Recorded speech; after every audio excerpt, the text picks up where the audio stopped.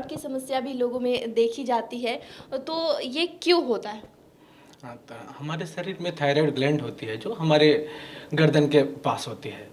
तो यदि इसका काम है एक हार्मोन प्रोड्यूस करना, हार्मोन बनाना, इसका नाम है थायरोक्सिन। अगर ये किसी भी कारण से या तो ज़्यादा या कम प्रोड्यूस होने लगे तो थायराइड की बीमारी होती है, जिसे कॉमन भाषा में हम लोग थायराइड की बीमारी बोलते हैं। अगर बात करें, अगर किसी को ये समस्याएं हो रही हैं थायराइड की, तो वो क्या कर सकता है? कैसे पहचाने कि उसे थायराइड समस्या हो रही है थायराइड की?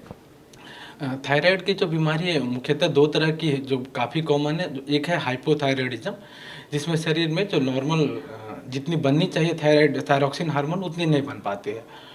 तो हाइपोथायराइडिज्म के मेन सिम्टम है किसी को भूख नहीं लगना, बिना भूख के भी वजन का बढ़ते जाना, मोटापा होना, बहुत ज़्यादा नींद आना, बाल झड़ना, माहवारी में अगर इरेगुलरिटी है या शरीर का सूजन होना, ये सारी चीज़ हाइपोथायराइडिज्म के लिए सिम्टम्स हैं। वहीं अगर बात करें हाइपरथायराइडिज्म की, जिसमें शरीर ज़्यादा से ज़्यादा थायरॉक्सिन हार्मोन बनाने लगता है, उसके सिम्टम्स हैं शरीर में कंपन होना, चक्कर आना, भूख का बहुत ज़्यादा लगना, वज़न कम होना, घबराहट होना, दिल का धड़कन बढ़ जाना और बहुत ज़्यादा गर्मी लगना और पसीना होना। तो ये सारे सिम्टम कॉमन हैं। अगर जब थायराइड किसी का बढ़ा है तो, और ये दोनों समस्याएं अगर किसी को हो रही हैं, तो किस तरीके से, क्या ये दोनों प्रकार का इलाज सेम ही होता है? नहीं, दोनों, जहाँ तक इलाज की बात है, दोनों का इलाज में एकदम डिफरेंस है। हाइपोथायराइडिज्म में चूँकि हमारे यहाँ शरीर के अंदर बन नहीं रहा है थायरॉक्सिन हार्मोन, तो हम लोग बाहर से सिंथेटिक थायराइड हार्मोन देते हैं जिसको लिवोथायरॉक्सिन बोलते हैं। जबकि हाइपरथायराइडिज्म में बेसिक प्रॉब्लम है कि हमारा ग्लैंड अपने आप से बहुत ज़्यादा हार्मोन बना रहा है, तो हम लोग कोशिश करते हैं कि उस हार्मोन को बनने नहीं दिया जाए। तो दोनों का ट्रीटमेंट मॉडलिटी वो काफ़ी अलग है। अगर इसमें किसी को समस्याएं हो रही हैं तो वो किस तरीके से बचाव कर सकता है?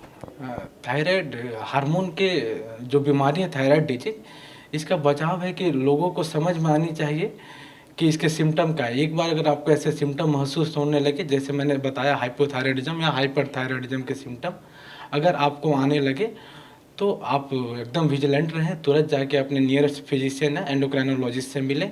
अगर आपके गले में दर्द हो और इस तरह का चीज़ हो कि वज़न आपका घटने या बढ़ने लगे, बाल झड़ने लगे, आपको नींद नहीं आ रहा है, आपका एकेडमिक अगर बच्चा है तो बच्चे की क्लास में एकेडमिक परफॉर्मेंस ख़राब होने लगे, या बच्चे की ग्रोथ नहीं हो रही हो, तो मुझे हम लगना चाहिए कि ये थायराइड की बीमारी हो सकती है और जाके अपने नियरेस्ट एंडोक्राइनोलॉजिस्ट से मिलना चाहिए। खान-पान भी एक बहुत अहम रोल निभाता है शरीर को स्वस्थ रखने में। किसी तरह की समस्याएँ नहीं हो, तो इसमें किस तरीके से लोगों को खान-पान रखना चाहिए? और बात अगर दोनों प्रकार की कर लें, दोनों टाइप की कर लें, तो ये दोनों टाइप में किस-किस तरीके का खान-पान रखना चाहिए? और ये एक खान-पान ये दोनों टाइप में किस तरीके से अलग रखना चाहिए? जहाँ तक हाइपोथायराइडिज्म की बात है, वहाँ कुछ सब्सटेंस होते हैं जिनको हम लोग मेडिकल टर्म में गोइट्रोजेंस बोलते हैं।